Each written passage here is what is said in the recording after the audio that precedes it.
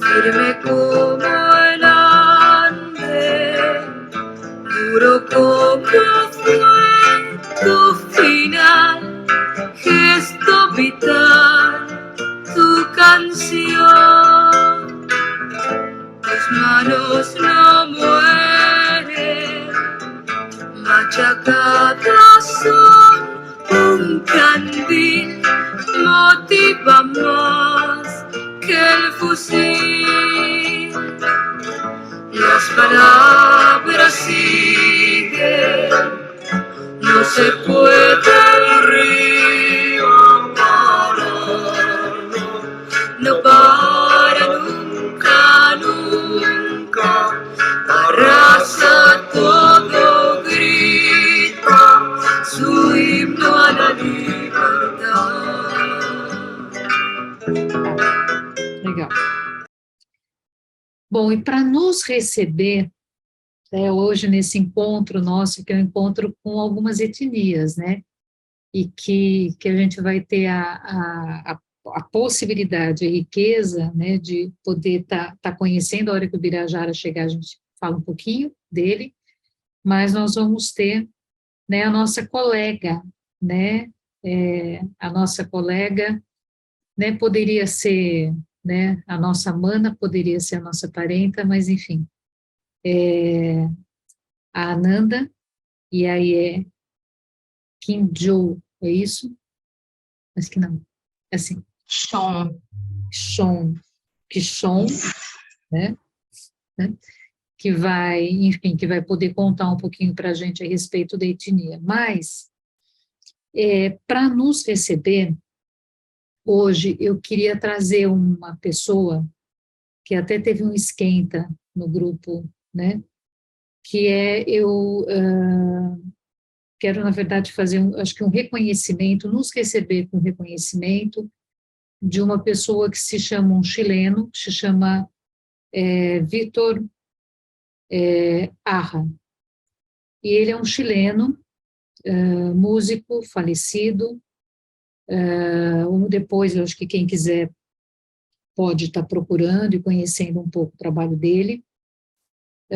Mas ele foi preso, né, na ditadura no Chile, e ele foi, a vez que ele foi preso, foi quando ele foi posto junto com num estádio de tanta gente que foi presa naquela ocasião, e aí souberam que ele estava lá, né, e um grande cantor, um grande compositor, alguém que sempre se posicionou claramente, politicamente, que sempre lutou por aquilo que entendia, por um mundo um pouco melhor, e aí pegaram ele, retiraram ele ali do meio das pessoas, pinçaram e martelaram a mão dele, estraçalharam com a mão dele, e aí deram um violão para ele tocar, né?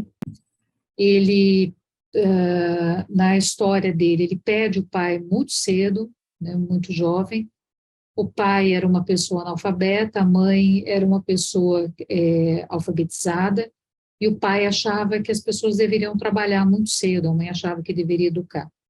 O pai sofre, né, muito com o desemprego, acaba indo para o alcoolismo, a relação familiar assim se deteriora, e ele acaba, né, deixando a família, e a mãe, Amanda, de fato, é quem cria o filho, né, e ela tinha ela acreditava no estudo, ela tinha uma poesia e um apreço musical. Enfim, dali sai, né, esse sujeito, e aí eu quero nos receber com uma canção dele, e para que a gente possa estar, de repente nem todo mundo está muito familiarizado com o espanhol, então, essa canção, ela se chama Oração, e ele diz assim nela: firme como o andar, duro como foi o seu fim, gesto vital sua canção, suas mãos não morrem, Esmagadas, elas são uma lâmpada. Elas motivam mais do que o rifle. As palavras continuam. Você não pode parar o rio, não. Não. Não para nunca, nunca. Ele arrasa tudo, ele grita seu hino à liberdade. Amanda, que é a mãe, Amanda lembra que todas as Amandas em flor, elas se lembrarão da sua cantora.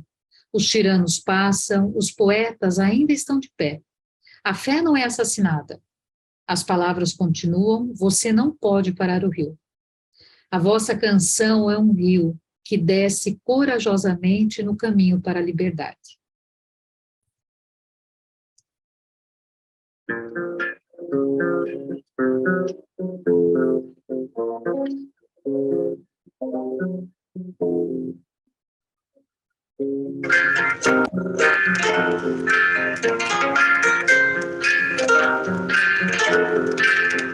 Firme como el ande, duro como fue tu final, gesto vital, tu canción.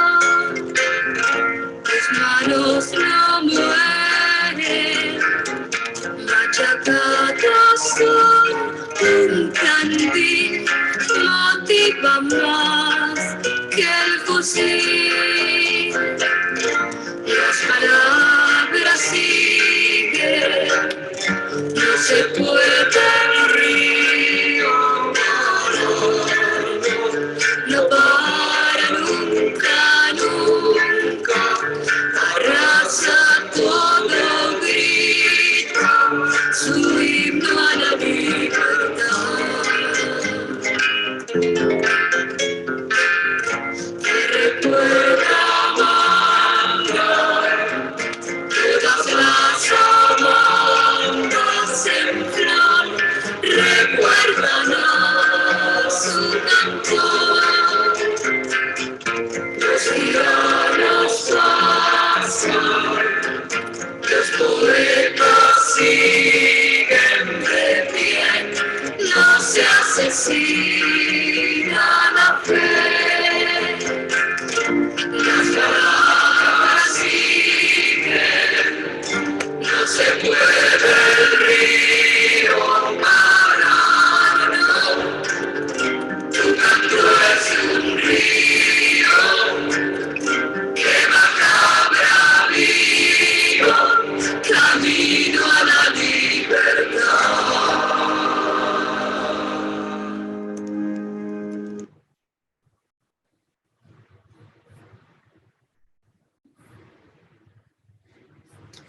Pedindo licença a todos aqueles que nunca desistiram. Nanda, com você. Agmarã, boa noite a todas, todes, todos, né? Agmarã é boa noite, né, na língua Kaigangue. Hoje eu vim compartilhar um pouquinho com vocês sobre o meu povo, né? O povo Kaigangue é um povo fechado, tradicionalmente a gente não compartilha muitas coisas sobre nossa cosmovisão, nossa espiritualidade, nossa cultura, porque fomos um povo muito massacrado, um dos últimos, né, que teve contato na década de 80, mais ou menos, foi quando teve uns grandes massacres aqui no interior de São Paulo. E nós somos um povo proibido, né, de falar o nosso idioma, de falar a nossa língua. Então, muito da nossa língua também se perdeu junto com as nossas bibliotecas vivas, né, que eram os nossos anciões. Então, o meu povo também faz um resgate muito sério, né, da nossa língua, porque é a base da nossa espiritualidade, né? Acho que de todos os povos indígenas, o que orienta o nosso espírito, orienta a nossa cultura, orienta a nossa relação com o mundo externo também é a partir da nossa língua, né? A partir de como a gente enxerga. Então, vou compartilhar um pouquinho de cada coisinha com vocês, que me é permitido, né? Que me foi dada autorização. Antes de mais nada, né, eu queria agradecer esse espaço de estar trazendo um pouco da cultura do meu povo. Alguns não me conhecem, eu sou psicóloga junguiana também, né, atuo diretamente com pessoas indígenas, trans, né, um público LGBTQIA+, é um público que eu atendo, né, pessoas não indígenas também, mas a maior parte dos meus pacientes hoje, se não 99%, são pacientes indígenas, né? O povo Kaigang, ele é um povo que tem uma cosmovisão da divisão clânica, né? Nosso povo se divide em 2 clãs principais, que é o povo do clã Camé e do clã Kanhuru. O clã Camé é o que a gente relaciona ao sol, né? Que na minha língua é Ra. O Kanhuru, né, é o que a gente denomina de lua, que seria a metade oposta complementar, e é Kshon, né, a lua na língua do meu povo. Essas metades clânicas, elas servem como um fundamento para a divisão material do povo, então os nossos artesanatos, a nossa cestaria, que é uma coisa bastante conhecida do povo Kaigang, todos os motivos, né, das cestarias, elas são baseadas nessa divisão clânica, né? Então, você vai ver que o grafismo que eu estou utilizando agora, né, essa pintura, na verdade, é um grafismo de guerra, né? É uma pintura que a gente tradicionalmente utiliza em momentos de conflito ou quando é uma luta muito importante que a gente precisa fazer. Então, é uma característica. Os grafismos do rosto, do corpo, que vocês vão ver em vários parentes Kaigang, também são baseados nessa divisão. Então, os kamé são as linhas retas, né, representando a forma corporal física dos guerreiros do clã kamé, porque também tem essa questão, né? A nossa espiritualidade também é a partir da divisão clânica. Então, os Kanhuru são o clã dos pajés, né? Que a gente conhece na língua do meu povo como Cuyãs. E o clã Camé, ele é mais dos guerreiros que vão para os conflitos, que fazem a caça. Então, é mais voltado às características físicas, inclusive, né? Os Kanhuru normalmente são os mais baixinhos, mais parrudinhos. Os Camé são mais esguios, mais magros, mais fortes, porque tem essa função, né? Essa divisão, ela vai acontecer depois do nascimento. Então, quando a criança nasce, ela leva um tempo para receber o seu nome, né? O nome do seu espírito, é quando ele é chamado à vida. E a partir disso, o Cuyã ou a Cuyã vai definir qual clã ele pertence, né? Uma curiosidade também sobre como nós recebemos o nosso nome é que o meu povo costuma sonhar. Então, é muito comum que o nome seja sonhado até pelo próprio sujeito, como foi o meu caso, né? Eu não tinha recebido nenhum nome, ainda não passei pelo batismo que eu preciso passar como Cuyã, mas já recebi o meu nome por sonho através de uma ancestral, né? Que apareceu, fez uma ritualística no meu sonho, e aí foi quando eu ganhei o meu nome. E é engraçado porque eu ganhei o meu nome antes de saber o idioma, tá? Quando eu descobri sobre a língua e que eu fui fazer esse resgate da minha língua, eu vi as coincidências que o meu nome carregava, né? Porque eu nasci na primeira noite de lua cheia. O meu ciclo menstrual, né? Minha primeira menarca veio numa noite de lua cheia, na primeira noite de lua cheia. E costuma seguir assim desde que eu me entendo por gente, né? Então, o nome que a gente carrega, ele tem uma ligação espiritual muito forte. Então, em situações culturais, né, em rituais, nós sempre nos apresentamos pelos nossos nomes Kaigang. Como eu estava, né, falando sobre a espiritualidade, acho que eu posso abrir um pouco disso para vocês, porque tem um documentário que depois eu vou deixar aqui no grupo escrito, né, os documentários que vocês podem assistir para complementar um pouco do que eu estou trazendo aqui. Nós temos 3 rituais principais, né, rituais que são a base da cultura Kaigang. 2 deles nós perdemos, né, nesse processo de genocídio do povo. Os mais velhos, os falantes da língua, eles foram, né, os primeiros a serem mortos, porque eles eram uma resistência da nossa cultura. As crianças também, porque elas representam o futuro, né, da cultura, então que vocês fiquem atentos também, né, quando vocês verem notícias sobre o genocídio dos povos indígenas, quem são essas vítimas normalmente, né? São sempre os mais velhos, os líderes, as representações principais, ou as crianças, né, que representam a continuidade. Mas, voltando, né, à questão das ritualísticas, um dos rituais principais, que é o nosso ritual do Kikikoi, ele é um ritual que está sendo resgatado em algumas aldeias, né? Tem uma aldeia em Santa Catarina que tem há alguns anos já feito esse trabalho de resgate, é bastante importante, inclusive, né? Porque por conta da evangelização, né, da entrada de missionários nos territórios, a gente também foi proibido de praticar esse rito, né? Quando ele não é bem praticado, quando ele não é feito pela pessoa que tenha um conhecimento ancestral, ele gera algumas mortes no processo, né? E isso gerou muito medo para quem não sabia como era. Mas para quem não conhece o povo Caigangue também não entende a nossa relação com a morte, né? O ritual do Kikikoi normalmente ele é celebrado no final do ano, por volta de novembro, muito próximo da data dos nossos parentes mexicanos, né? No Dia dos Mortos, dia 2 de novembro. E nós temos uma relação muito parecida com eles com relação à morte, né? Nós celebramos os nossos mortos. Nós os trazemos para comer, para beber, para festejar no nosso ritual e depois nos despedimos deles, né? Para que eles tenham descanso e continuem seus trabalhos na espiritualidade. Então, o Kikikoi, ele tem uma base, né, nessa divisão das metades clânicas, então uma parte Camé fica de um lado, a parte Canhuru fica do outro. Quem acende a fogueira da parte Camé é um pajé Canhuru, e quem acendia tradicionalmente a parte da fogueira dos Canhuru era um pajé Camé.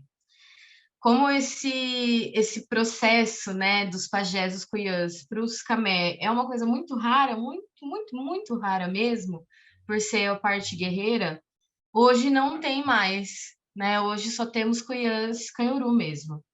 Mas ainda sonho que isso vai ser resgatado também. Nosso ritual ele dura meses de preparo, né? Então tem todo um preparo das ervas, a pagelança, né? Que as pessoas costumam conhecer dessa maneira, né? Mas para nós tem outro nome que, felizmente, eu não posso compartilhar, né? Porque é uma coisa do ritual fechado. Mas nesse documentário que chama O Ritual do Kikikoi, que é um documentário inclusive produzido por parentes Caigangue, vocês vão poder acompanhar um pouco desse processo, né, de como tudo é desenvolvido, todo o simbolismo que existe dentro da nossa ritualística, dos nossos alimentos tradicionais, né, e de como é o comportamento, né, dentro da ritualística. Estou pensando aqui em coisas que eu posso compartilhar também. O povo Caigangue é um povo que não é originário exatamente do Brasil, né? Ele é um povo que veio descendo do Uruguai e da Argentina para a região sul, né, onde tem a fronteira, e foi se espalhando, né? Foi descendo desde o Rio Grande do Sul, Santa Catarina, Paraná, até chegar aqui no interior de São Paulo. Né? Temos uma cidade aqui do lado, que é Botucatu, da cidade que é do lado de onde eu moro, né, que é Bauru, em que há uma situação muito curiosa. O meu povo, ele vivia lá, né, a gente era territorializado por ali, até aqui em Bauru também era uma grande parte da população caigangue, só que com todo esse extermínio, depois da criação da SPI, a gente saiu dessas regiões e voltou mais para o sul, né? Foi subindo tudo de novo. Nisso, Botucatu se tornou uma cidade de grandes fazendeiros, né? Uma cidade do café, enfim. E aí proibiram o plantio da árvore tradicional caigangue, que é FAG, que é a araucária. Né? A araucária, para nós, é uma árvore sagrada, que representa toda a base cultural, alimentar e espiritual do povo caigangue. Então, nós nos alimentamos com a pinha, nós utilizamos a araucária para fazer, né, o tronco dela, para fazer o kikikoi, nós utilizamos a araucária para medicina, nós utilizamos tudo da araucária, até para fazer cachimbo, construir coisas, né, das ritualísticas. Então, a araucária, ela é uma árvore muito importante mesmo para o meu povo, né? Para o Xoclen também, que é um povo primo, né? Para os Guaianá também, que é o povo que, na verdade, deu origem aos Caigangue, né? Que os Guaianá é um povo muito mais antigo. E aí foi proibido o plantio, né, da araucária em Botucatu. Hoje não se pode mais plantar por lei, essa é a coisa mais absurda, porque é a memória do povo caigangue, né, uma memória que eles tentam apagar. Aqui em Bauru tem muito isso também, porque um dos maiores massacres do interior foi aqui, na cidade de Bauru, com a construção da Ferrovia Noroeste em 1920. Então, foi uma época de um massacre terrível, em que eles envenenavam os caigangue, né, cortavam suas línguas, arrastavam pelo cavalo, para que a gente não falasse mais. Éramos chamados de coroados, de bugres, de botocudos, por causa dos adornos tradicionais. Hoje eu não estou com os meus adornos tradicionais, mas originalmente eu uso ossos, bambu, enfim, né? No nariz e na boca, que são as perfurações mais antigas. Na orelha também nós temos as perfurações. A gente era chamado de botocudo, acho que justamente por conta disso, né? Pelos adornos que a gente tinha nos lábios. Acho que, no geral, assim, parando para pensar, né, no que eu falei um pouquinho sobre a cultura, a questão da espiritualidade, a língua do povo caigangue é o caigangue, é uma língua que pertence ao tronco G, que é um dos maiores troncos depois do tronco tupi, né? São mais de 305 línguas faladas, né? E mais de 20 línguas de sinais indígena. Então, se você estiver por São Paulo, quiser ouvir a língua caigangue, né? Quiser ouvir as outras línguas dos outros povos, tem a exposição que ainda está acontecendo no Museu da Língua Portuguesa, que eu recomendo muitíssimo. Tem alguns mini documentários que passam da Fernanda Caigangue, que é uma autora, inclusive, vou mostrar para vocês um livro que ela escreveu sobre o primeiro pajé caigangue, que é esse aqui. Estrela Caigangue. A lenda do primeiro pajé, da Vangri Caigangue, que é a Fernanda, né? É que esse é o nome dela. Depois, se vocês quiserem, eu tiro uma fotinho da capa, que fica melhor para vocês verem, né? É uma história que vocês podem ler para criança, tá? É bem tranquilo, é um livrinho super ilustrado, uma historinha bem curtinha, assim. Então, quem tiver criança, quiser introduzir outras leituras também, acho que é super bacana. E a gente tem como tradição, né, na nossa alimentação, que acho que também é muito legal de falar, nós temos o nosso milho tradicional. Eu vou mostrar para vocês qual que é. Deixa eu pegar lá rapidinho, que eu esqueci de pegar. Só um minuto.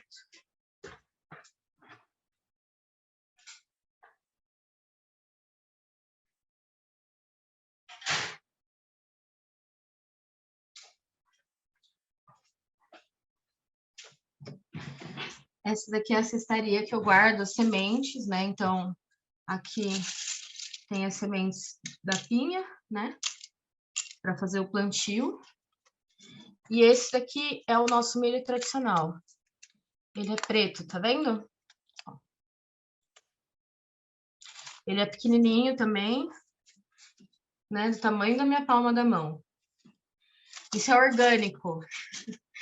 Sem transgênico, sem agrotóxico. Eu estou fazendo um banco de sementes, né, para poder distribuir o milho tradicional para alguns territórios que perderam, infelizmente, por conta das fazendas, dos plantios que tem por perto, às vezes acaba matando, né, o milho tradicional. Então, uma das formas que eu encontrei é fazer esse banco de semente para poder propagar isso nos territórios. A nossa base alimentar é toda milho e pinhão, né? Então, a gente até come a mandioca brava, né? A gente tem o tipiti, que a gente usa para tirar a água da mandioca depois que ferve, né? Aí ferve ela de novo, aí vai lá, passando pelo tipiti, aí ferve mais uma vez. A gente ferve também as folhas da mandioca brava, então a gente come as folhas também. A nossa alimentação, a gente basicamente pega tudo da beira do rio, tá? Então, muitas folhas, que é o que a gente chama hoje de punk, né? Mas muitas folhas, como fuá, por exemplo, que é em beira de cachoeira você encontra, ele tem uma florzinha branquinha assim, e a folha dele é bem lisinha. Então, a gente refoga isso, costuma comer com emi, que é um bolo de milho na cinza. Então, a nossa fogueira, ela não é para cima, a nossa fogueira ela é no chão, né? Então, nós cavamos um buraco, fazemos uma abertura para colocar a lenha por cima e a gente coloca os alimentos embaixo dela, então na cinza. Então o milho a gente coloca embaixo direto no fogo, dentro da cinza. O bolo, que é o emi, a gente coloca dentro da cinza. Ele fica com um gosto muito diferente. Não fica nada com pó nem nada, tipo, ele fica bem gostoso, mas ele é feito só de milho, né? Ele não tem nada assim, nenhuma mistura. A farinha que a gente faz é farinha de milho, a gente faz muito fubá frito, né? Então a gente põe um pouquinho de óleo hoje, mas antes era sem óleo nem nada, era no tacho ali, né, em cima da fogueira e até ele ficar bem durinho, bem crocante. Normalmente se come com tatu, ou com javali, ou com porco do mato, né? Carnes de caça. O povo caigangue mantém muito a tradição da caça, né? Mas é importante frisar que a caça do povo caigangue não é, assim como a de todos os povos originários, não é uma caça predatória, é uma caça só por alimentação. E tem toda uma ritualística espiritual para fazer a caça, né? A gente não sai simplesmente mirando em qualquer animal, né? Fêmeas, obviamente, não são caçadas, filhotes, muito menos, né? Então, tem toda uma preparação espiritual antes de entrar na mata para você fazer, né, a busca pelo seu alimento. A pesca também. Tem alguns parentes do Xingu que eles encantam os peixes, né? Então é muito legal de ver isso. Conversando com uma parente aí, a Alapiti, que é do Metiné do Alto Xingu, ela comentou isso, né? Que eles têm um processo de encantamento mesmo dos peixes. Então eles encantam os peixes e os peixes vêm, eles só vêm. Então, para nós, a caça também é um processo espiritual, né? Porque cada nome que o animal recebe é o seu nome espiritual, é o seu espírito. Então, nós respeitamos muito, né? Eu, atualmente, obviamente, vivo na cidade, então eu não vivo de caça. E por conta disso, eu não como carne, né? Porque eu acredito que a carne da vaca, que é um animal invasor, não é pertencente a esse território, ela me enfraquece. Então, não é uma questão só da indústria, que é super cruel, violenta, exploratória, mas porque enfraquece o meu espírito. Então, eu não como carne, né? Não como carne de vaca, nem porco, nem galinha, nada. Só em contexto de aldeia, um peixe, uma carne de caça, é outra situação. O povo caigangue é um povo muito espiritual, então todas as pessoas do povo que você conhecer, você vai ver que eles podem até ter outra fé, né, aplicar outra religião na vida, porque infelizmente isso é muito comum nos territórios, mas eles mantêm muito a força e a tradição nossa, então falam muito na língua. Hoje a gente conseguiu resgatar, né, tem mais falantes do que tinha antigamente, porque os mais velhos ainda têm muito medo de falar na língua, né, por tudo que passaram, mas a gente tem feito esse projeto de resgate, né, alguns professores têm ensinado nas aldeias e fortalecendo isso, inclusive eu estou até com uma apostila aqui para compartilhar com vocês, né, de um professor de Caigangue, que é o parente, e tem essa apostila aqui, depois eu posso ver com ele se eu posso disponibilizar, ele tem algumas historinhas, né, algumas coisas sobre o povo. Então, é bem interessante, assim, ele tem um processo de resgate mesmo da nossa cultura com os mais novos, né? Para que a gente não perca a nossa espiritualidade, que já foi tão atacada. Se vocês quiserem fazer alguma pergunta, né, fiquem à vontade. Acho que eu já falei muito, assim, sem ter ninguém trocando comigo. Eu gosto dessa troca, né? Não sou muito de palestra, não. Então, fico num lugar meio estranho ainda. Então, fiquem à vontade se quiserem perguntar alguma coisa. Posso perguntar? Claro, fica à vontade. Como que é mesmo que pronuncia seu nome? Desculpa. Kshon. Ele é um KI, só que mudo. Você fala Kshon. Kshon. Isso. Kshon, como é que você foi parar no Jung? Cara, a minha história de vida é muito complicada. Eu fui adotada por um casal de brancos, né, de italianos, descendentes de italianos, que é o maior inimigo do meu povo. E fui criada por essas pessoas minha vida toda, só que eu tive, graças à Topé, eu consegui ter contato e resgatar, né, o meu povo. Só que nesse processo, a psicologia, ela já fazia parte da minha rotina ali, porque a minha mãe é psicóloga, minha mãe é adotiva, e falava para mim, não vai para psicologia, faz qualquer coisa menos psicologia. E como uma boa rebelde, eu fui lá e fiz psicologia, né? E aí Jung me surgiu nesse campo do sonho. Sonho sempre foi uma coisa muito forte para mim. Depois eu descobri que isso é uma coisa cultural do meu povo, que a gente tem o hábito de compartilhar os nossos sonhos, porque eles indicam muitas coisas, né? E acabei encontrando esse cara bigodudo, esquisito, sueco lá, suíço, né? Nem sei se é suíço que fala, mas acho que é. E acabei me encantando, assim, né? Porque ele fala muito justamente sobre as cosmovisões de vários povos, né? Eu não gosto de falar mitologia, justamente porque eu acabo descaracterizando aquele sagrado ali, né, para cada povo. Então, a cosmovisão de cada povo foi me tocando de uma maneira que eu falei, acho que é aqui que eu vou me encaixar, sabe? Aqui que eu vou ter espaço realmente para decolonizar a psicologia, a partir de uma perspectiva mais humana, que respeite outras cosmovisões, que agregue isso, né? Que não exclua, não imponha uma visão só europeia, né? Então, acho que foi esse caminho muito doido que me fez até o Jung. Obrigada.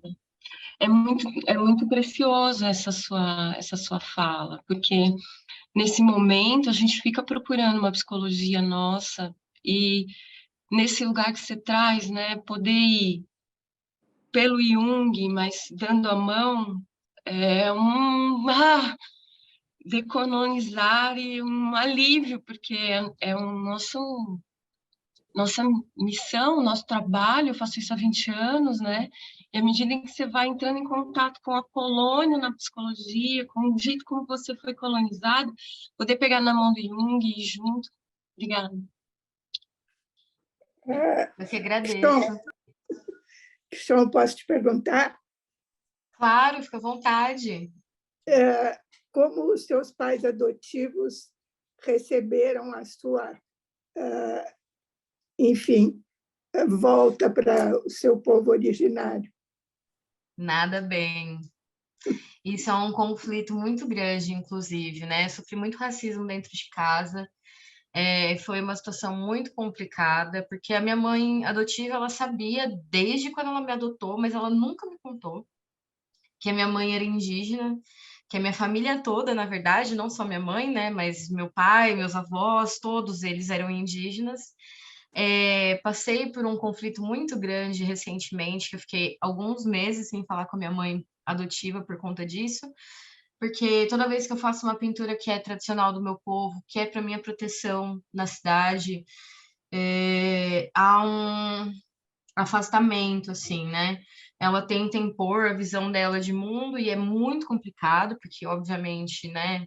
Acho que todo mundo que já passou pelo pontapé inicial da individuação já não aceita mais ser colocado em um outro lugar que não aquele que você se identifica como seu caminho, né? Então, ainda é um conflito, mas eu, sinceramente, não me importo, porque isso não é uma questão minha, né? Então, sigo minha jornada, fazendo o meu resgate, fazendo a minha retomada, sigo atuando junto com os parentes caigangue de vários territórios, né? Já ajudei o Rudimar, que eu até compartilhei no grupo com vocês, já ajudei outros parentes de territórios, né? Fui convidada pela liderança do meu povo para ir no território, então ou ela aceita ou ela me perde, assim, não tem muito outro caminho para seguir, sabe? Mas eu sigo com meu coração em paz.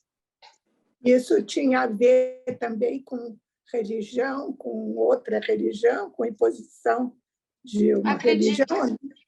Eu acredito que não muito com relação a isso, mas eu acredito que há um racismo internalizado muito forte. E talvez até uma percepção de que quanto mais eu me aproximo da minha raiz, mais eu me afasto dela, sabe? E aí é um processo, né, de falar assim, olha, você continua sendo minha mãe, porque mãe é quem cria, quem dá afeto, quem dá estrutura, né? Não é quem, sei lá, pariu, né? Então, mas é um processo dela, né? Ela não aceita ir para terapia, não posso fazer terapia por ela, então vou seguindo assim. Uma última pergunta: o seu povo costuma usar alguma planta alucinógena nos rituais? Não, mas nós temos a bebida tradicional do Kikikoi, que é uma bebida de mel fermentado. Então, em um certo nível, ela acaba se tornando uma bebida psicodélica ali, alucinógena. Ela pode gerar alucinação, sim. Mas nós Obrigada. não temos essa tradição, nem da ayahuasca, nem do rapé, nem de outras medicinas. São mais os povos do Acre, do Xingu, né? Os tucano também. Muito A Cris, obrigada. acho que tinha, imagina. Eu não sei se a Cris levantou a mão primeiro, se foi a Marvi, quem que foi? Acho que fui eu. Então, por Fui eu, a favor. Beth e a Cris. Boa. Flor, por que você disse que os italianos foram os maiores inimigos do seu povo? Porque eles foram trazidos justamente para o interior para dar conta dos Caigangue e para a construção da ferrovia, né? Então, existiam grupos que eram pagos para exterminar os Caigangues, onde iam ser construídas a estrada, né, da ferrovia. Então, foi, né, na cidade, assim, um dos maiores, né?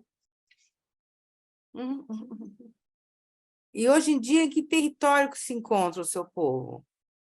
A gente continua bastante espalhado pela região sul e sudeste, né? Então, dentro do interior de São Paulo, tem a aldeia Vanuíri, né? Que é em Arco-Íris, ao lado de Tupã, que é um dos únicos aldeamentos reconhecidos como aldeamento Caigangue e Krenak, né? Borum-Crem. Mas os que têm reconhecimento territorial mesmo, que estão mais ajuntados, é mais na região sul e sudeste. Então, Santa Catarina tem, ao todo, acho que são 15 aldeias Caigangue, só Caigangue, né? E depois tem a Caigangue Choclen, Caigangue Tucano, no Paraná, e na região do Rio Grande do Sul também, mas mais próximo da fronteira com o Uruguai.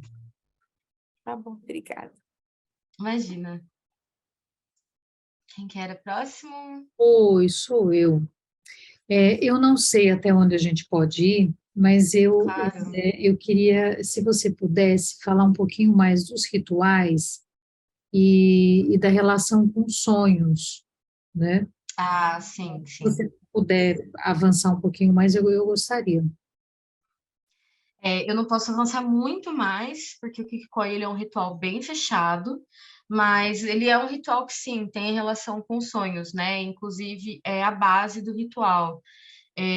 Uma das etapas do Kikikoi que vocês vão poder acompanhar melhor certinho no documentário, né? Que é bem explicado mesmo. A gente tem o consumo da nossa bebida fermentada do mel, né? Durante várias noites.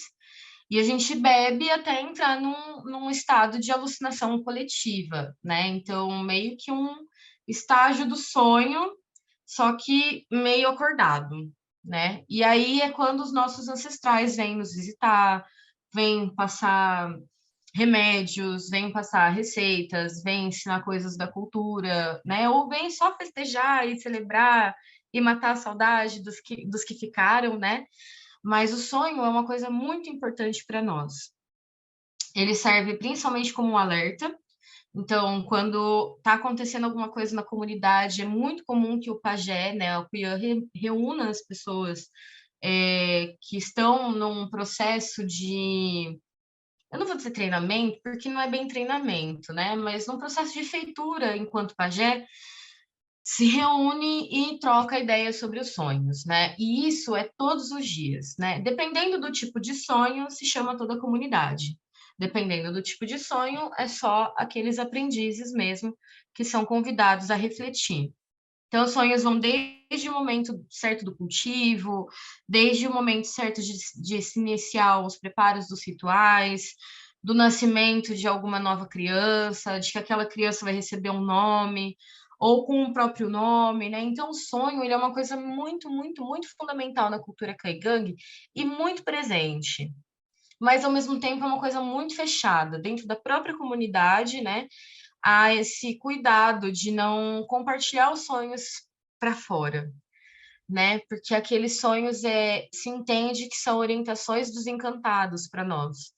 Então, eu e minha companheira, né, que é uma pessoa de outro povo, a gente troca muita ideia sobre sonho. Às vezes eu não entendo um sonho, não entendo alguma coisa, vou conversar com outra parente do meu povo, vou, né? Como um sonho que eu tive uma vez com cobras. Eu sonhei que eu estava num galpão, assim, fechado, e ao mesmo tempo parecia que tinha um rio dentro do galpão.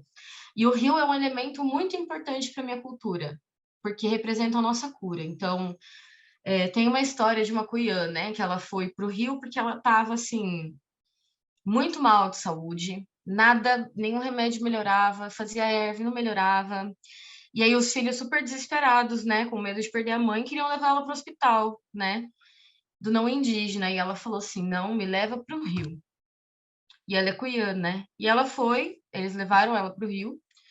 E aí de manhãzinha ela tomou o banho do rio, fez os cantos e repousou. No dia seguinte ela não tinha nada. Nada, nada. O rio é muito forte para nós. E aí, desse sonho, eu falava para ela do rio, né? Então, era uma coisa, um aspecto positivo ali, de proteção, só que tinham muitas cobras. E uma das cobras vinha na minha direção para dar um bote mesmo. E aí, eu previa o movimento dela e pegava ela no ar e devolvia ela para a natureza.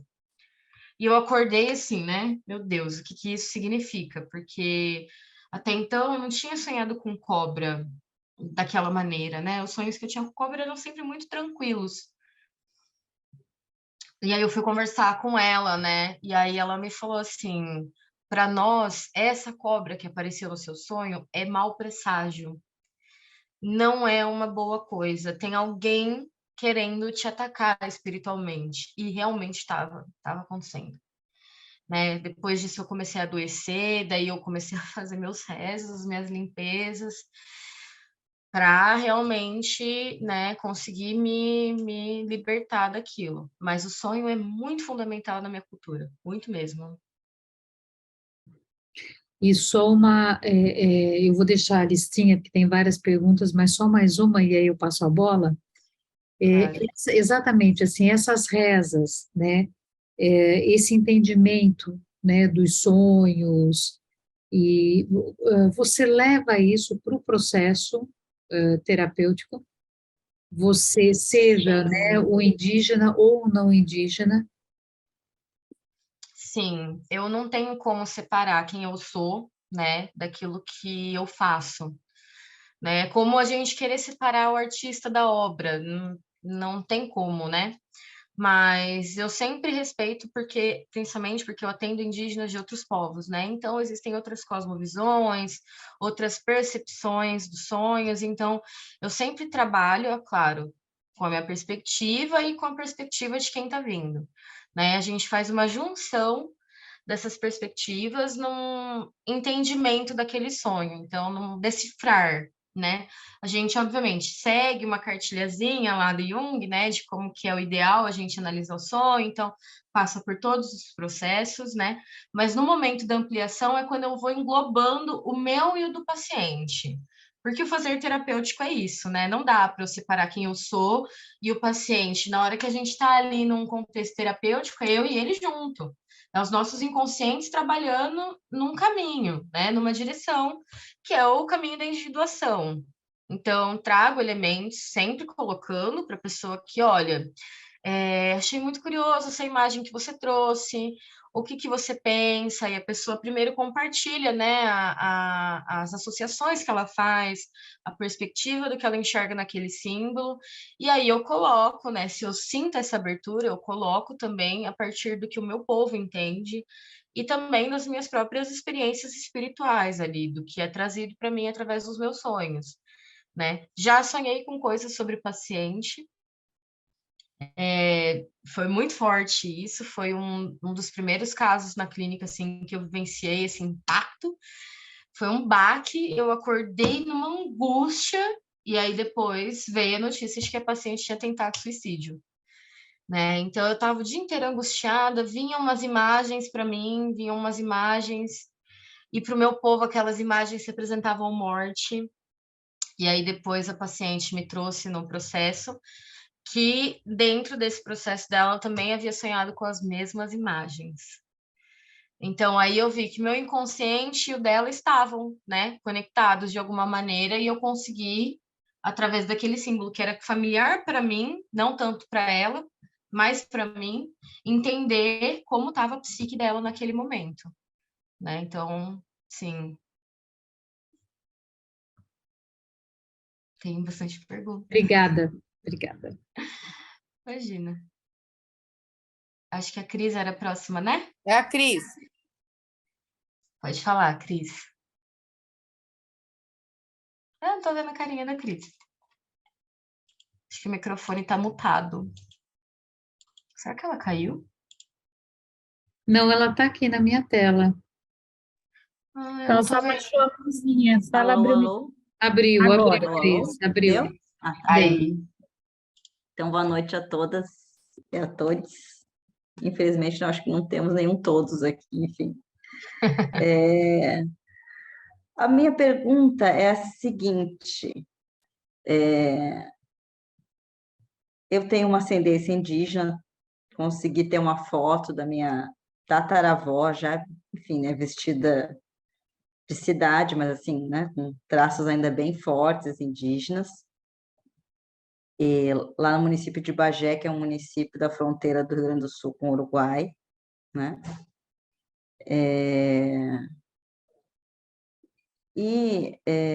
Eu tive um ex-companheiro colombiano e lá era muito forte o movimento neo-indígena. É muito forte lá, assim, muita gente retornando, digamos assim, né? E muita gente já descaracterizada completamente, assim, tem gente loira, enfim, tem gente de tudo que é jeito, assim, porque, né, são muitas gerações já que foram expulsas, né, das terras e a questão já não é mais, né, uma questão já de fenótipo, mas sim das pessoas se conectarem com aquilo de uma certa forma. No Brasil, já li alguns textos de que a comunidade, enfim, não é muito a favor desse tipo de procedimento de retorno. Mas está me dizendo que você, de alguma maneira, está fazendo isso. Eu queria saber um pouco como é que está funcionando isso no Brasil.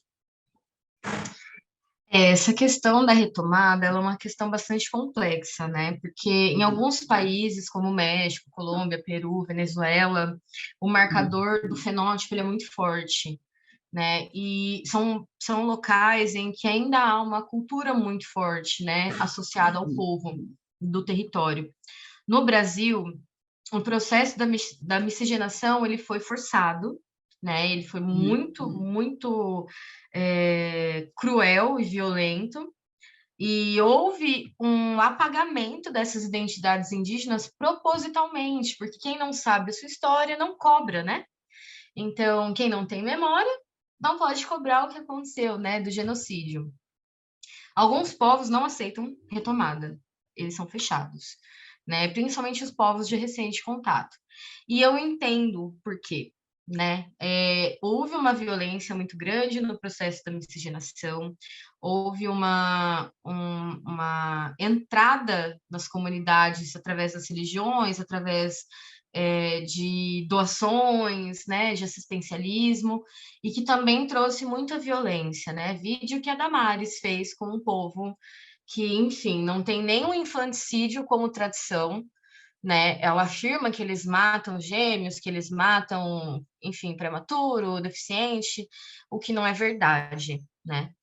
Então, há, assim, um receio muito grande de abrir, né, esse lugar da retomada, mas isso vai variar muito de história para história, né? Eu vejo outros parentes que também são de contexto urbano, que tiveram contato ali com um familiar, ouviram histórias ancestrais e que sentiram o chamado para se reconectar com aquela ancestralidade que ainda de alguma forma era presente na vida e que foram bem recebidos pelo povo, né?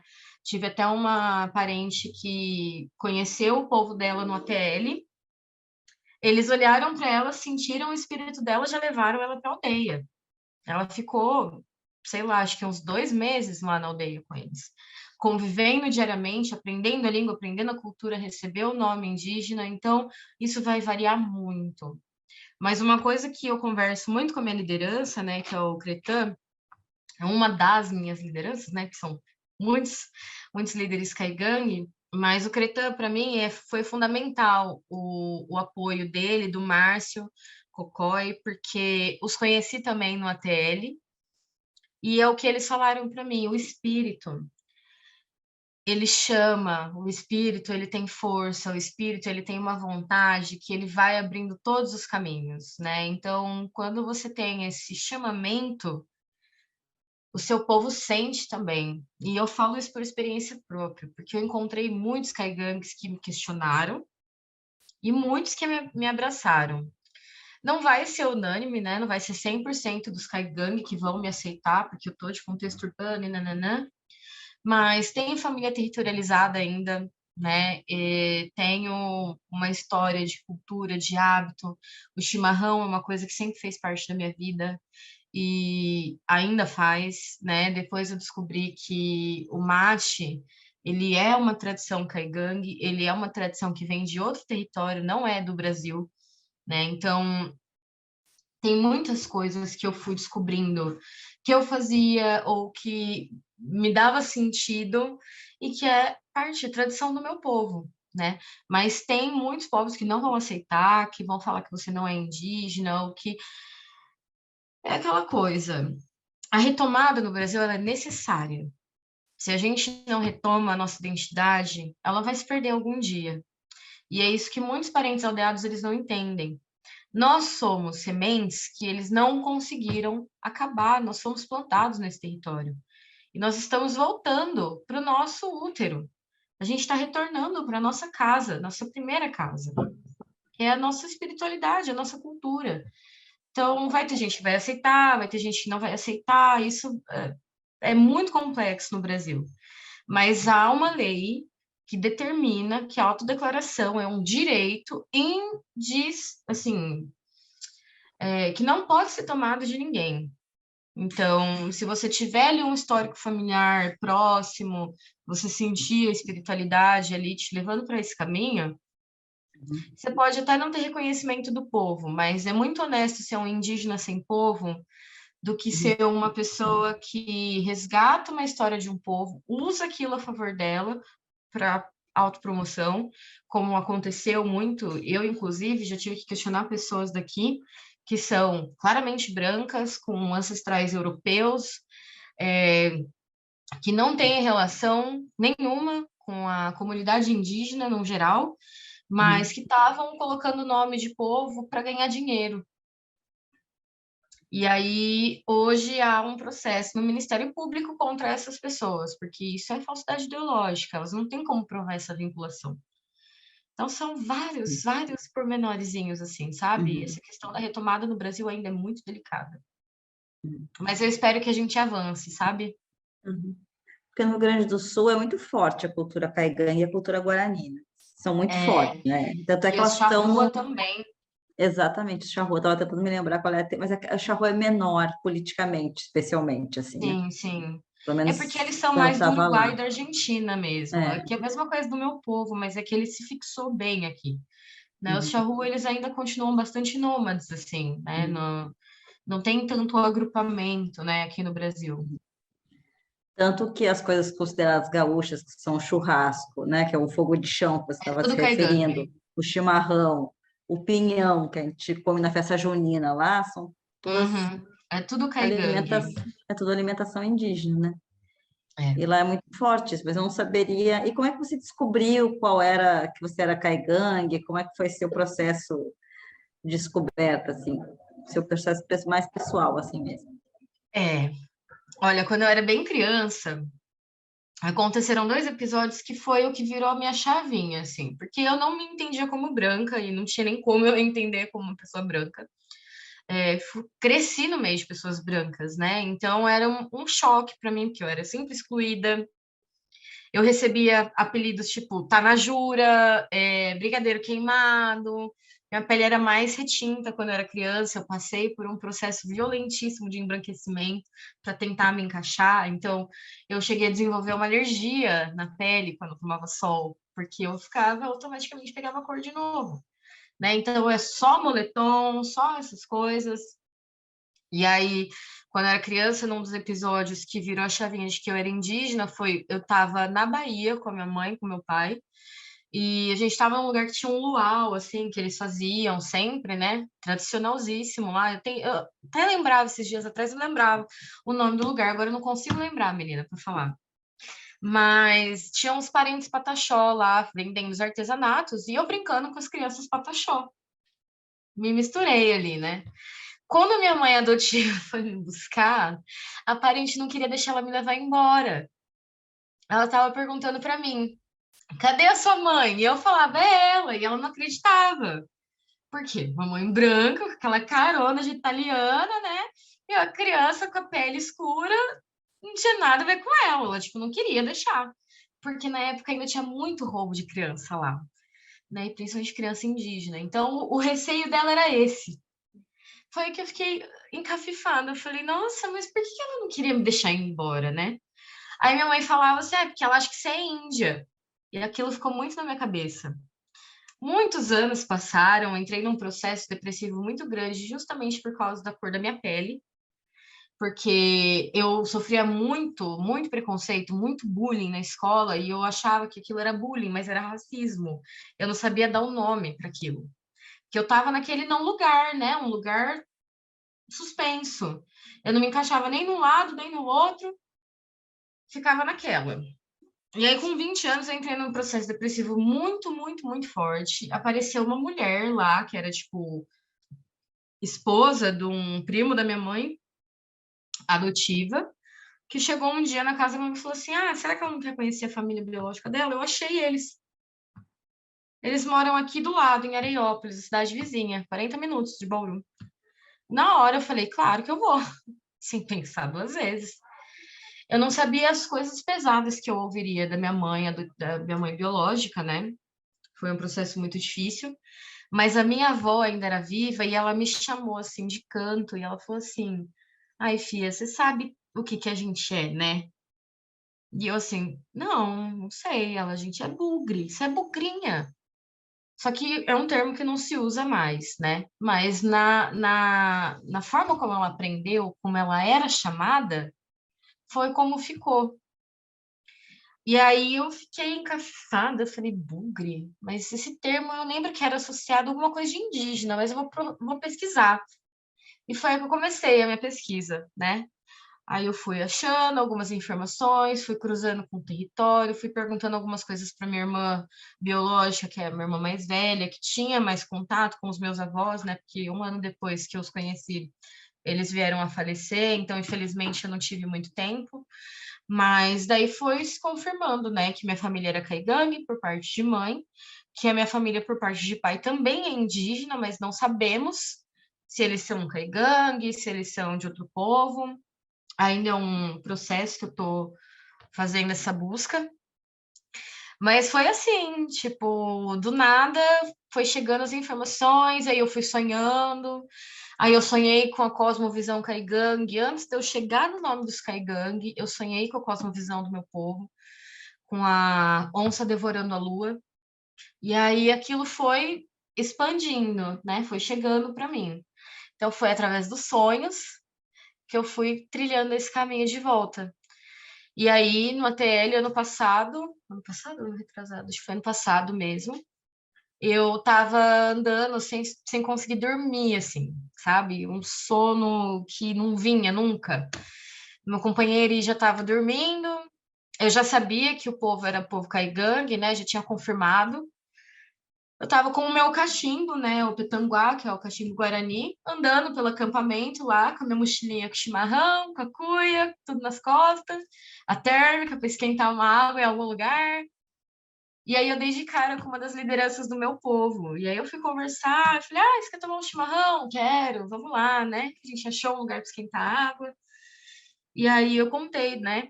Eu fui adotada no meu primeiro dia de vida por essa família, que a minha avó, inclusive, assinou a permissão da adoção, porque minha mãe era menor de idade, ela tinha 16 anos na época que ela me teve. E eu fui uma das únicas filhas colocadas para adoção, a primeira a fazer o resgate. Hoje meus irmãos todos estão resgatando também. É a identidade, né, nossa, Caigangue, e isso é uma coisa que me deixa muito preenchida, assim, porque foi necessário um movimento, né? Minha mãe biológica está morando no nosso território, né? Estou morando em Curitiba, então tá tudo voltando pro lugar, né? Porque minha família, uma parte é do Paraná, de Apucarana. Então foi esse processo muito louco, né? Até eu conseguir fazer esse resgate. E aí foi nesse dia do chimarrão, né, que ele me reconheceu enquanto Caigame. Ele só falou assim: deixa eu ver sua testa.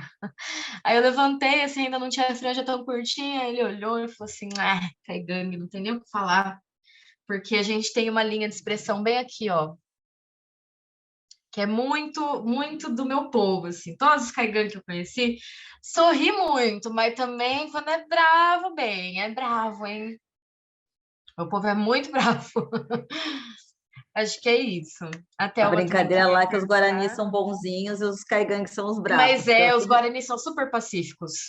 Super. E é muito, Gente, você ao falou, contrário.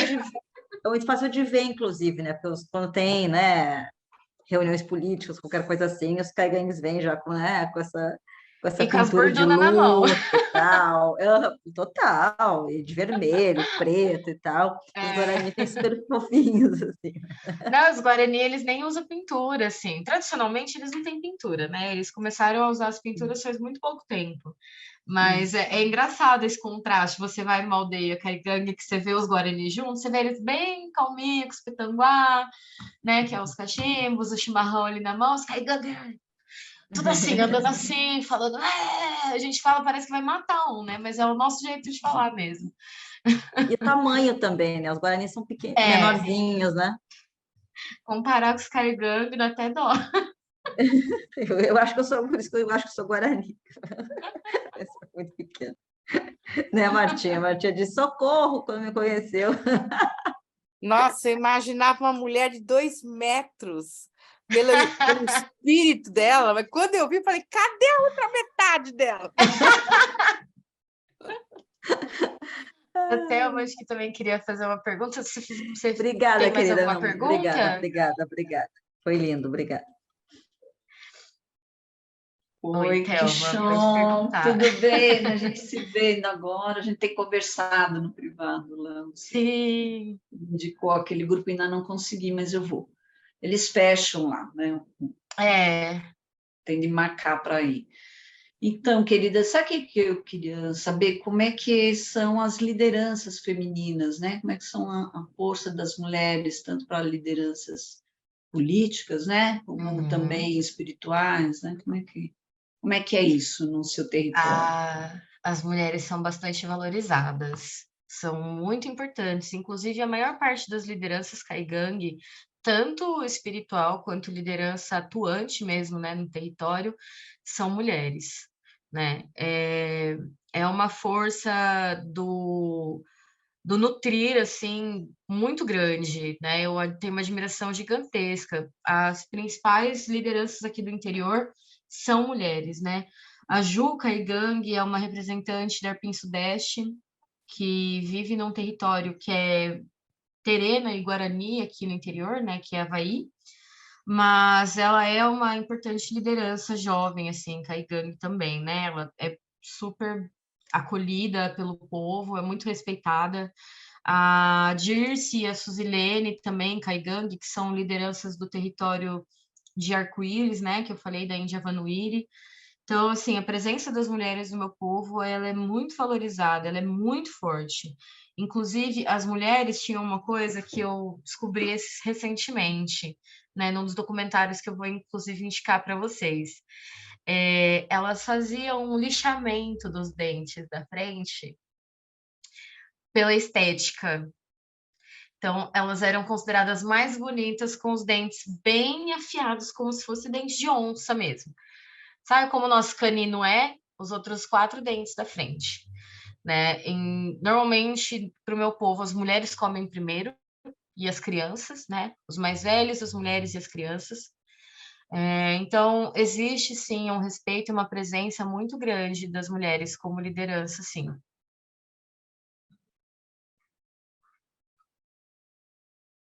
Obrigada, dá para ver por você. Imagina, eu sou nem. Gente, eu não sou liderança, eu não sou nada, tá? Eu sou Mas dá só para ver a uma força, indígena né? caigangue na cidade. Mas eu que agradeço. Se vocês quiserem perguntar mais alguma coisa, eu não sei como que tá o tempo, né? Porque a gente, enfim, fiquem à vontade aí. Você que manda. É, eu não sei se alguém gostaria de fazer alguma pergunta. Nós temos aí, teoricamente, uns 10, no máximo uns 15 minutinhos, né? Uhum. Vou falar duas coisas que eu gostaria de ouvir, se possível, Claro. mas aí eu acho que a gente pode ver se mais alguém quer falar alguma coisa, e não é só pergunta, né, mas a ideia é que a gente possa estar sempre batendo um papo, né, mas você falou que faz, né, atendimentos, em especial para LGBTQI+, né, eu queria Isso. saber como é que junto aos caigangues, essa questão LGBTQI+.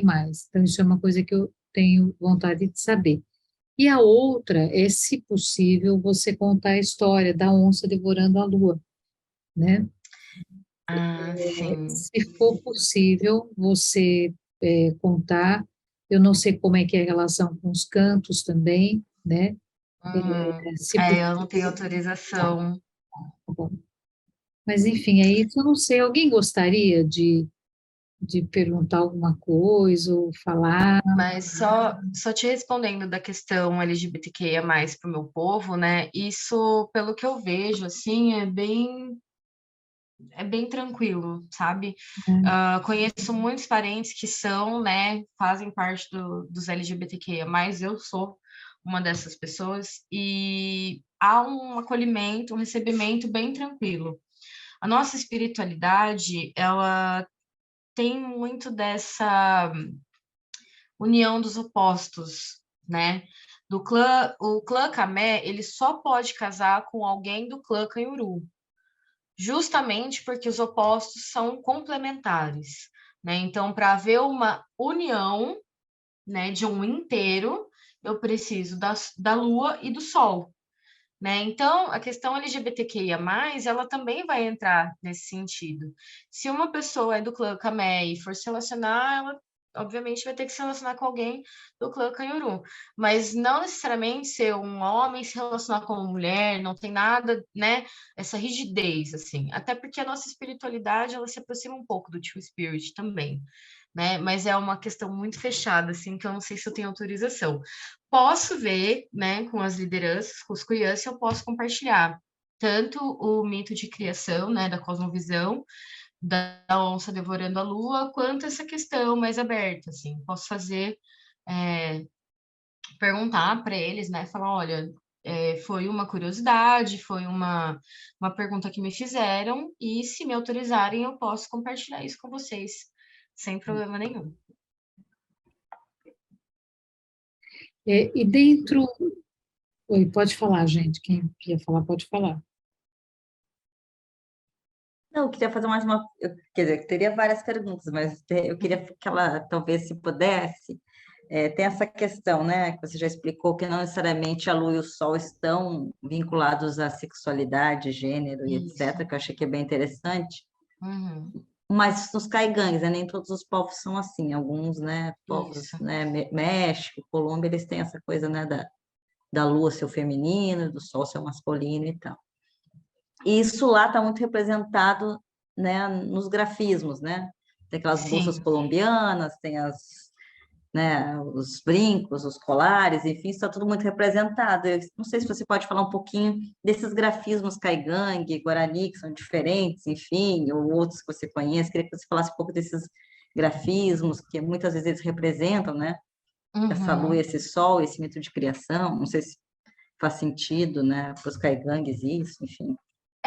Para nós, Dessa parte do desenho, né, dos desenhos, que são uma aham, espécie de uma escrita, inclusive, né, não são sim, simplesmente, né, grafismos, são uma história escrita em forma, né, do que a gente chama de grafismo.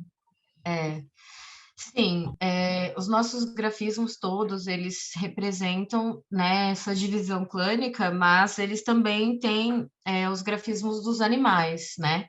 que são divididos nessas duas metades também, né? Então, tem animais que pertencem ao camé, tem animais que são canhuru, as árvores, a vegetação, tudo é dividido dessa forma clânica, né? Então, o pinheiro, por exemplo, é camé, mas a araucária é canhuru, porque o formato dela é arredondado, né? E o pinheiro tem um formato mais cônico, né? Então, tudo isso vai ser representado também no nosso grafismo, né? Então, os grafismos, por exemplo, da ritualística, são grafismos mais simples, que representam só o sol e a lua. Então, quando o Kikikoi, por exemplo, é muito mais comum você ver os riscos nos camé e só as bolinhas, né? As 3 bolinhas aqui na bochecha dos canhuru. Outros grafismos, eles podem se assemelhar ou ser iguais de outros povos. A forma como eles nos representam é que vai diferenciar. Mas tem grafismos comuns utilizados tanto pelos Caigangue quanto pelos Tupinambá, por exemplo, que é um povo que é de uma outra região oposta, né? O que a gente está no sul, eles estão no norte, nordeste, né? Então, cada grafismo, ele vai ter um símbolo, um significado para nós. Alguns grafismos vão representar relação, né, status, então, status de relacionamento, se é casado, se é solteiro, se é viúvo, né? Então, cada aspecto do grafismo, ele vai contar essa característica.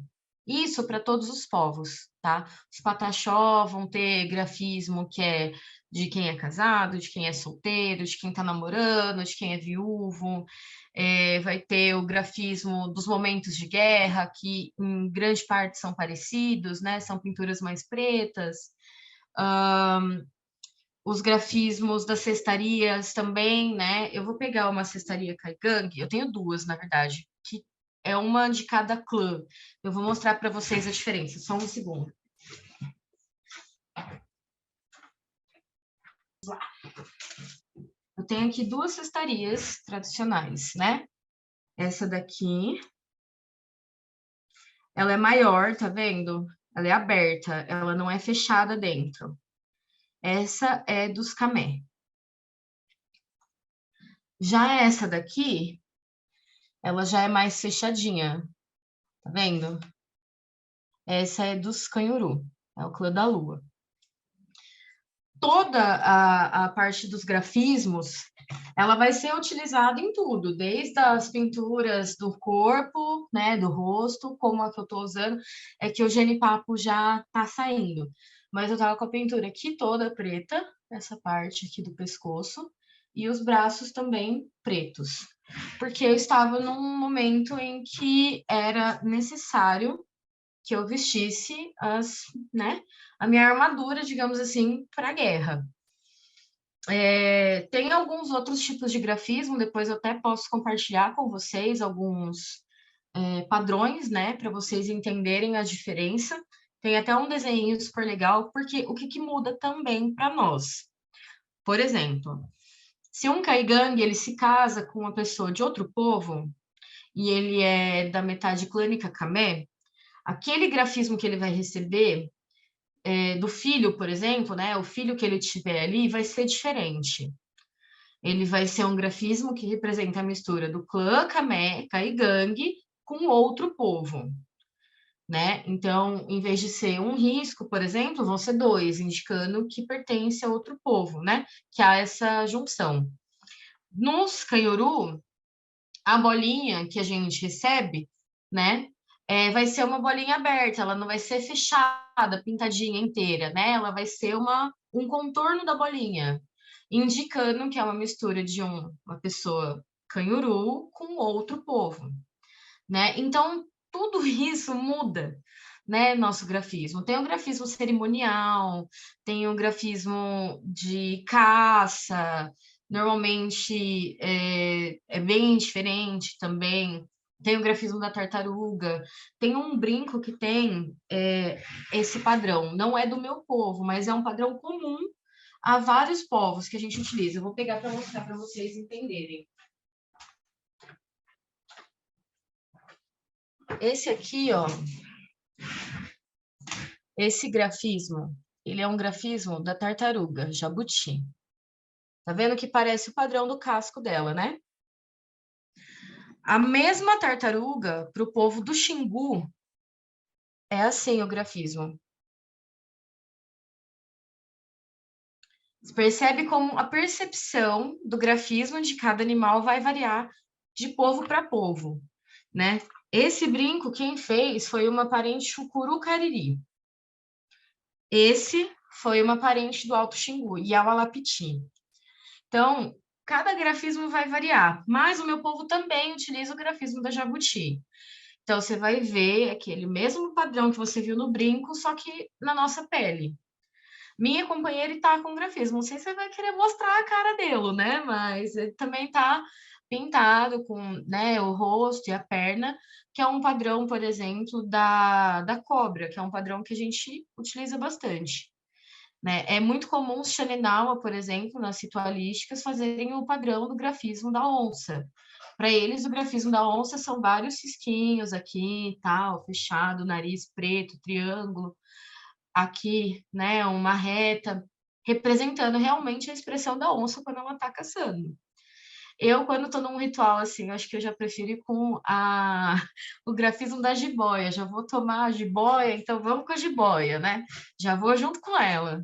Então, isso vai variar muito de povo para povo, né? Mas a questão do grafismo ela é muito rica e muito variada. E a gente pode também criar nossos próprios grafismos, né?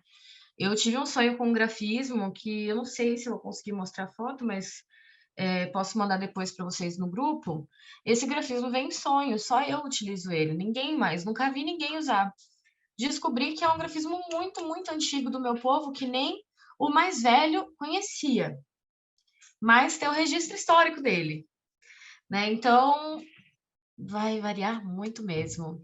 Vai variar da região, vai variar se aquele povo está mantendo uma tradição mais próxima aos ancestrais mesmo, ou se já teve muito processo de aculturação, sabe? Então, não sei se eu respondi a sua pergunta. Super responder, e até porque vocês vivem nesse mundo também, então também pode criar coisas novas, né? Sim, Pode usar iPhone, exato, exatamente. pode usar iPhone, né? Então é isso também, pode criar roupas novas, pode criar outras questões, claro, tem um respeito, tem uma tradição, né? Vai respeitar o ritual, mas vocês também estão nesse mundo aqui, né? Inclusive, muitas coisas mudaram, né, para o nosso povo, então a gente precisou se adaptar. Tem muitos indígenas na cidade hoje que passam por um processo muito difícil de se adaptar a essa realidade, né, por causa do racismo, da falta de espaço. Toda vez que tem uma oportunidade de eu me colocar enquanto, né, uma pessoa indígena naquele espaço, eu me coloco, porque eu acho importante a gente desmistificar a ideia da cara do indígena, né? De que o indígena tem cara. Não tem. Não tem. Se você vai numa aldeia Guarani, você vai conhecer Guarani loiro do olho azul. E não é miscigenado, não, tá? Não tem europeu lá na família. Ele simplesmente é assim. Porque isso tá na nossa genética. A mutação, ela faz parte da genética de todos os povos, não só dos europeus, não só dos asiáticos. Não, é de todos nós. Então, a gente vai ter características físicas que muitas vezes as pessoas não associam, né? Como uma amiga minha, que ela é chinesa e ela tem o cabelo super enrolado, né? E aí as pessoas, nossa, mas como assim você tem o cabelo super enrolado? E tipo, minha gente, existem uma variedade muito grande de fenótipos, né? Se prender a uma característica, matar as possibilidades, né? E matar o espaço que aquela pessoa vai ter também, né? Então, Nos Estados Unidos tem inclusive um movimento de indígenas crespas, cacheadas, enfim, porque tipo, nós também somos indígenas. Tem até uma frase, assim, uma sim, hashtag e tal, porque elas reivindicam isso, né? sim. E eu reivindico esse espaço na cidade usando os meus adornos tradicionais, me vestindo como o meu povo. O meu corte de cabelo, é que agora meu cabelo aqui na lateral ele cresceu muito, mas o meu corte de cabelo é o corte de cabelo tradicional do meu povo. Porque a gente era chamado de coroado, porque o nosso cabelo era aqui, tigelinha, raspado aqui, por uma pedra que se raspava, às vezes a gente usava uma folha que tem um corte bem, né, como se fosse uma gilete, a gente deixava lisinho, lisinho. E a gente foi apelidado de coroado por causa disso, como vários outros povos também, né, que tinham cortes tradicionais parecidos, foram apelidados dessa maneira. E na cidade, eu vou te falar, eu enfrento muita coisa como indígena. As pessoas, elas... Hoje mesmo no mercado, eu tava com a minha pintura saindo, né? Mas os olhares, aquela coisa, aquele choque. E eu acho engraçado, porque normalmente as crianças são o meu canal, né? Que a criança vem me perguntar, a criança vem com aquela curiosidade, que o pai e a mãe já estão olhando assim, ó. Me perguntaram várias vezes, ai, mas isso aí é tatuagem? Eu falo assim, não, isso é uma pintura tradicional do meu povo. Aí é o momento que eu tenho abertura também para conscientizar as pessoas que nós somos variados, nós ocupamos diferentes espaços, nós somos diferentes profissionais e estamos aqui, né? Tem uma parenta que é psicóloga decolonial, ela criou a psicologia da floresta, Regiane Caigangue, incrível, assim.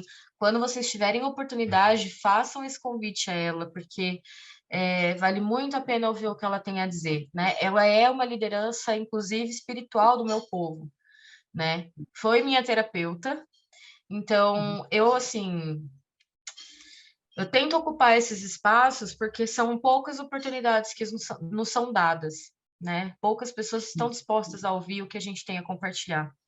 Então, para mim foi muito importante esse espaço. Eu agradeço a todas vocês também por compartilharem dessa curiosidade, dessa sede de saber, dessa sede da troca, sabe? Isso foi muito importante. Obrigada, Kit.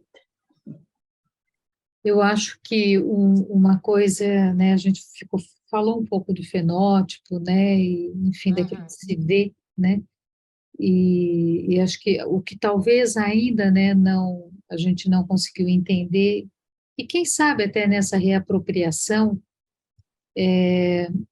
que, na verdade, a gente está falando de cosmovisões, né, e que quando essa cosmovisão, ela está viva dentro de alguém, mesmo que ela more num outro lugar, né, que ela tenha uma vida urbana, ou que ela, o que importa é a cosmovisão que ela carrega, eu penso, né, que ela reconhece e que ela, de fato, a cosmovisão, ela é visceral.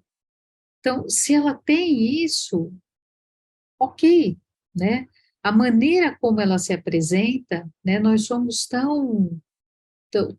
carregamos, somos tão misturados, né, que o que importa é como chegar e perguntar assim, né, mas quem é você, né, ou o que você faz, né, a gente vai se apresentar pelo que faz, né, e não por aquilo que de fato nós somos ou que nós sentimos, né, então assim, o que você sente, né, como é que a gente se apresenta a partir daquilo que a gente sente e aprendendo a poder se colocar, né, então acho que é mais o quanto nós estamos presos, né, e talvez assim tenhamos conseguido contaminar muito, né, disseminar, né, esse olhar mercadológico, porque é um olhar mercadológico, né, onde nós vamos enquadrando, colocando em prateleiras, estantes, e quem não cabe ali, você então, né, entra num processo de adequação, porque tem que caber ali, aquilo tem que funcionar, né. Então, acho que A gente... Pode falar. Pode concluir. Não, pode concluir, é que tinha dado uma pausa aqui. Não é isso, né? Eu acho que é esse, né? A gente está falando de olhares e possibilidades de mundo. E possibilidades de mundo, eu acho que essa é uma das riquezas que a gente tem aprendido aqui no grupo, que as possibilidades de mundo, elas não são excludentes, né? Elas podem coabitar, né? A única que, de fato, e aí é uma outra discussão, né? Mas que eu não acredito que exista sustentabilidade num mundo insustentável, né? Então, O Krenak já fala sobre isso, né? O Ailton, ele já traz essa fala. Acho que é muito importante a gente perceber o quanto as amarras coloniais, elas ainda são fortes, até no nosso fazer, né? Você trouxe essa questão da nossa apresentação, e a gente se apresenta pelo que a gente tem, Uhum. pelos títulos que a gente carrega. Eu sou funcionária, eu trabalho em tal coisa, eu sou nananã, mas nunca na nossa essência, né? Quem é você, de fato, para além do título que você carrega? O que te sobra, né? Então, para o meu povo, o título pouco importa. Não é isso que faz a gente quem a gente é, né? É o nosso fazer na nossa comunidade. Então, quanto a gente está disposto a nos colocar ali para trocar com o outro, né? O quanto a gente compartilha dos nossos saberes com os mais novos, com os mais velhos, o quanto essa relação com a terra ela acontece, porque a gente, enquanto indígena, a gente não se vê alheio da terra. Nós somos a terra, nós somos a natureza. Nós não estamos conectados com ela, porque como eu vou me conectar com algo que não está para fora, está para dentro? Está dentro de mim. Eu não preciso dessa conexão, ela já existe, porque ela sou eu, né? Então, eu gosto muito de falar sobre isso, porque até a nossa visão do corpo que a gente carrega é colonial. Se eu não me vejo como a terra, eu não trato ela bem como ela deveria ser tratada. E, para além disso, eu não me trato bem, porque eu não me vejo como parte de algo que deve ser nutrido, cuidado, né? Então, como disse a Brisa Flow numa música, e eu gosto muito de citar essa música, porque a música chama Etnocídio, é do álbum novo dela, Johnny Quayle. Ela fala, né, num dos trechos, um rezo de mina para começar o meu dia nesse país inventado pela cruz, a coroa e o Estado, que querem colonizar o originário, sua cultura, sua crença, sua língua, e aí logo você pensa que isso é só passado. O manejo do subjetivo e do significado, você tem que ficar ligado nos códigos, nas linguagens, para não ser capturado. Pelas margens, eles estão na caça. Então, o quanto a nossa linguagem, o nosso fazer, o nosso saber é colonizado. E quanto a gente está disposto a se desfazer dessa amarra tão confortável, né? Porque reconhecer o outro já entra nesse lugar do desconforto. Quando o outro é tão diferente de mim, então é mais difícil, né? Bom, acho que com essa poesia nós estamos, né, fomos brindados com esse presente, né? Acho que todo o nosso encontro. Muitíssimo obrigada a você, a todas e a todos, né, por essa noite maravilhosa, e que a gente possa ficar aqui, acho que aconchegado com esse poema, né, e a nossa gratidão, o nosso agradecimento, né. Eu que agradeço a todas vocês, né, por esse espaço incrível, assim, de troca. Acho que foi um dos espaços que eu pude falar um pouco sobre a minha cultura, sobre a minha tradição, e que eu me senti, de fato, ouvida, acolhida, né, então agradeço muito por isso. Uma boa Sempre noite bem a todos. gente. Boa noite. Obrigada, viu? Eu que agradeço. Obrigada, querida. Agmarram, uma boa noite a todos. Obrigada. Gratidão.